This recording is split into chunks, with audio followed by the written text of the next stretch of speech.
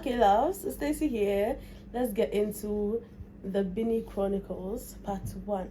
Binny, I don't know what exactly this is, but let's watch it because it was recommended, so let's watch it. The Binny Chronicles. Let's go! Let's go. Oh, they look good.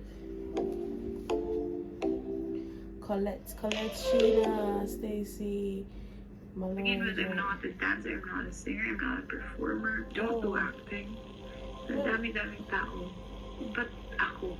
Ba't nandito pa ako? So, lahat talagang may rason. May rason si Lord kung bakit ako nandito.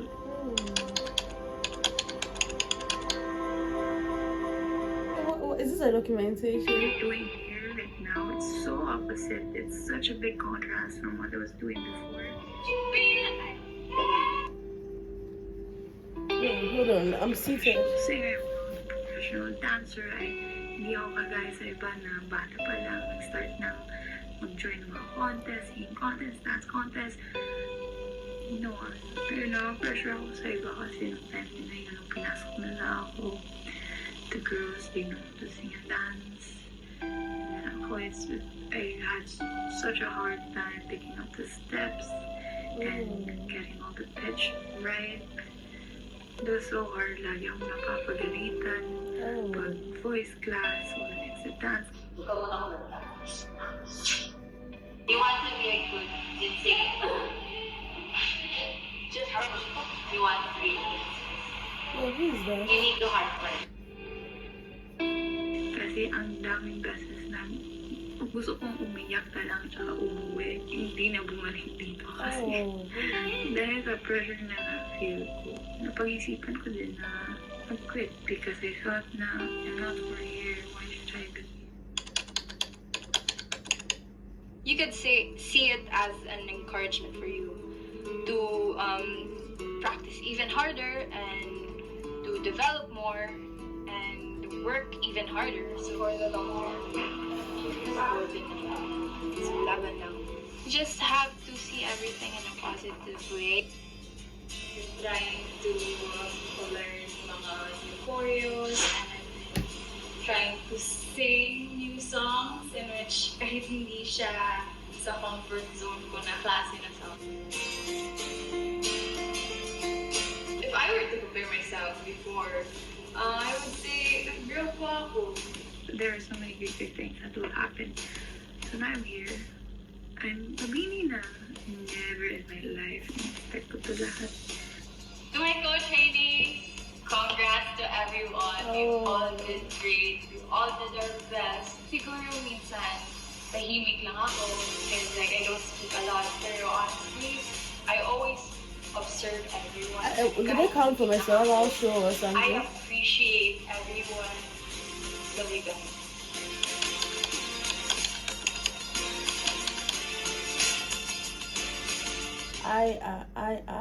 As much as possible, parehas kami ng galaw, malinis kami lahat. Same kami wait. ng faith. So the girl that was speaking initially is I.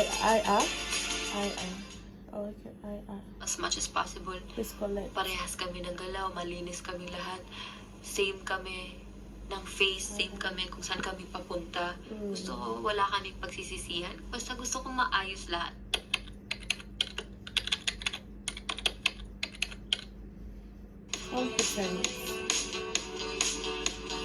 Dumating ako dito, ang dami ko na-discover sa sarili ko.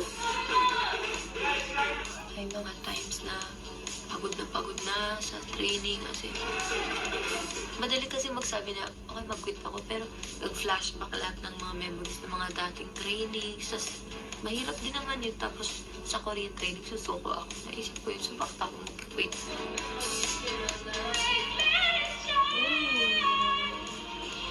Okay, collect. I can do it. Collect.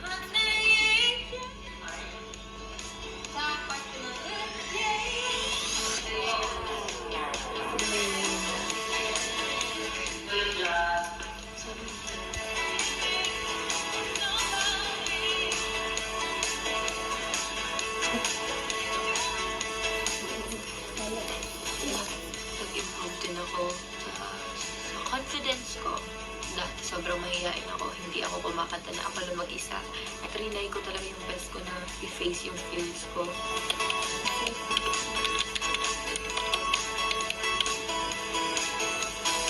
Naniniwala kasi ako na hindi mag-i-improve yung isang tao kung hindi mo siya makokorek. Kasi feeling ko, nagigilty ako kung hindi ko siya makorek. Grupo po kami. So, dapat isang galawan lang po. Oh, wow. Oh. Sabay-sabay That's crazy kami mag-i-improve civilization, na eh. maiiwan. Pinadaanan namin to. Nalinis namin to ng bongga. Proud na proud ako sa mga achievements namin, girls. So what is this Nakaka-over. Hindi mo compilation? akalain na naaabot kami sa ganito kasi dumating yung pandemic, dumating din yung shutdown ng ABS. So, hindi namin alam kung tutuloy pa ba yung project na to. Pero nung nalaman namin na tuloy kami, sobrang nag-iyakan talaga kami kasi hindi kami makapaniwala na parang sinave tong ganitong project na nagsisimula pa lang. So, nakaya namin. There are many who miss you from the outside walls of the Stars Academy staff. Without their support, without their trust, we wouldn't have gone this far together. So, hindi na namin na-achieve yung dreams namin, mag-perform kami, and para makapag-inspire ng mga tao.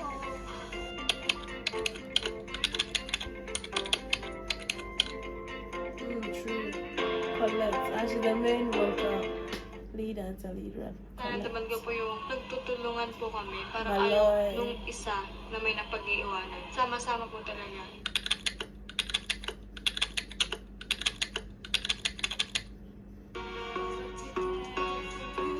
Hindi ko din in-expect na makakapasok ako dito kasi normal na tao lang ako. Wala akong experience sa mga pinakasting-casting. So parang ginawa ko lang ng best ko.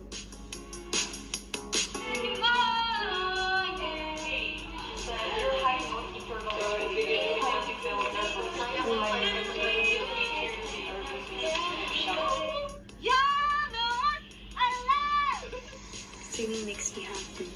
Doon ko nalalabas lahat. Doon ko na-express yung mga emotions na hindi ko ma-put into words. Sa more than a year of training, sobrang naging flexible ako when it comes to singing. Nag-grow ako as a performer and as a person din na nagagamit ko siya para makatulong dito sa grupo namin. I don't know what this is, but I really want to cry for some reason. Binibigay ko yung best ko para makatulong. As an ate din, ginaguide ko yung mga nakakabata kong kapatid dito. Kahit yung mga mas bata dito, natututo din ako sa kanila. Fini-feed namin yung isa't isa ng knowledge, ng lahat ng happiness. Being successful tayo, and naniniwala ko na They did it for become successful. mapapatunayan tayo sa siguro.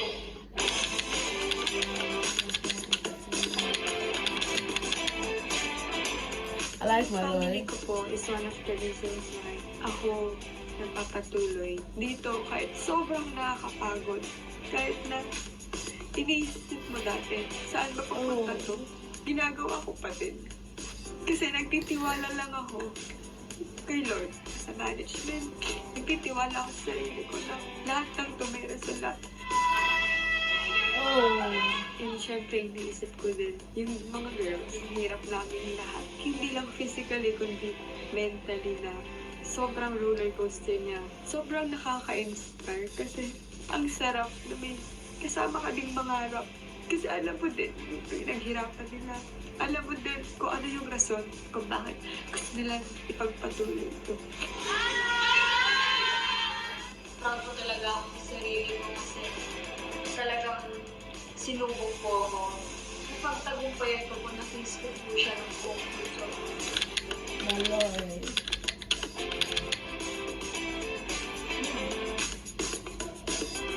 Main vocal. And Colette is main Sobrang dami vocal ng as well. pinagdaanan Gwen. namin, ng pinagdaanan ko. And I always try to understand everything that is happening.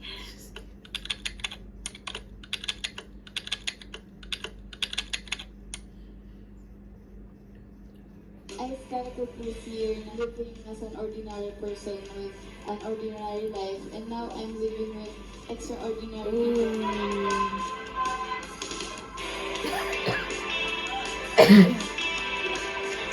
Gwen. Is she the youngest? She feels like the youngest to me. Kailangan mo talaga practice yung high pitch. Okay? Overall, nakakapagod po, nakaka-pressure, marami kaming dapat pag-aralan, paghandaan. Hindi pa kami nakakauwi, sobrang nakaka-drain. Oh, baby.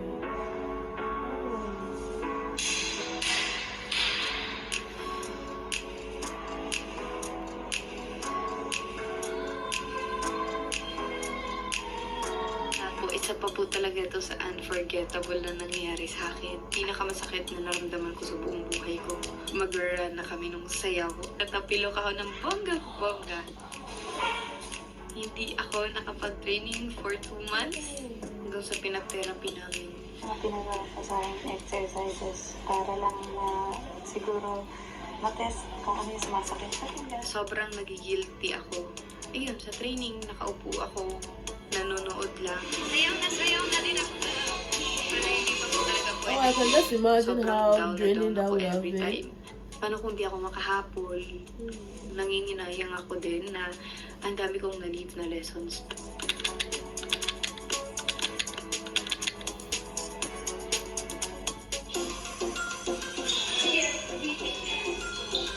Okay naman na yung lagay po ng paa ko and nakasabay na paunti-unti sa trainings. Super thankful ako na meron akong understanding na co-trainees.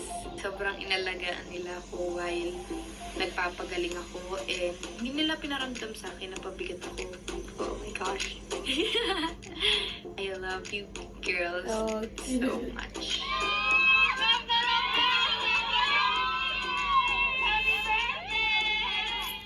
Of course, aalagaan ko sila kapag sila naman kailangan ng pagbantay, pag-alaga, gano'n.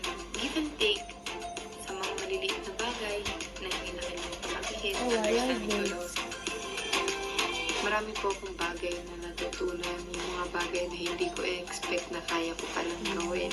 Hindi ko din alam actually kung paano ko talaga siya na-survive.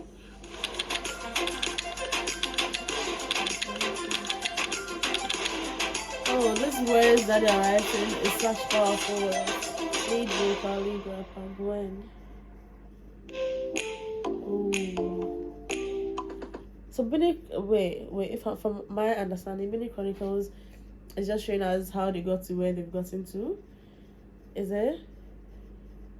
Or like, what exactly is this, like a documentation of how they got here? Also, how did they get here though? Was it like an audition where they picked where they picked 8 people and then decided to train them? I so badly want to know where these girls came from. Bini is an 8-member girl group composed of young modern Filipinas who aspire to share their talents and passion with the world. We are doing just that, which is very nice, very cool. Oh.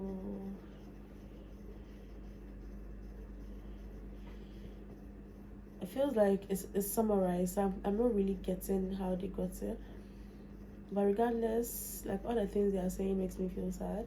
Like understanding their team, helping their team. The first girl, I don't know if I'm pronouncing her name right, made me feel quite sad because she didn't know, like she didn't have any experience in dancing and singing, as she said. Oh, she made me feel sad. I like Malloy, Malloy, Gwen, Colette.